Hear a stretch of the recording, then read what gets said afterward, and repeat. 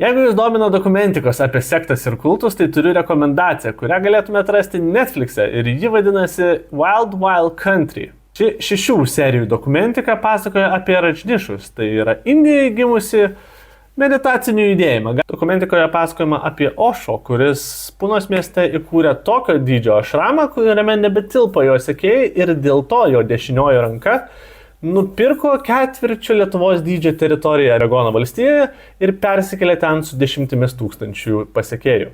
Įdomu tai, kad Ošo visą laiką ir išliko dvasiniu lyderiu, o visą organizaciją valdė jo dešinioji ranka Šeila, kuri nuo kelių šimtų sekėjų užaugino organizaciją iki kelių 10 000. Aišku, visas tas augimas nebuvo nepastebėtas ir pastebėjo visos teisėsaugos agentūros ir tai bendruomeniai teko susidurti su labai daug iššūkių, bet ir jie patys nebuvo labai šventi. Nenoriu nieko atskleisti, kad būtų įdomiau žiūrėti, bet tikrai, sakyčiau, įdomus būdai užimti valdžią. Istorijos pasakojimo būdas tikrai yra įdomus, nes leidžia susidaryti įspūdį, kad tai galėtų būti paprasta, neišsiskirianti religinė bendruomenė, bet iš kitos pusės tai labai jau akivaizdžiai yra sekta. Pradžioje labai skeptiškai žiūrėjau šį pasakojimą, bet su kiekviena serija norėjosi sužinoti vis daugiau ir kur toliau nuėjo visi pagrindiniai šios istorijos personažai ir veikėjai.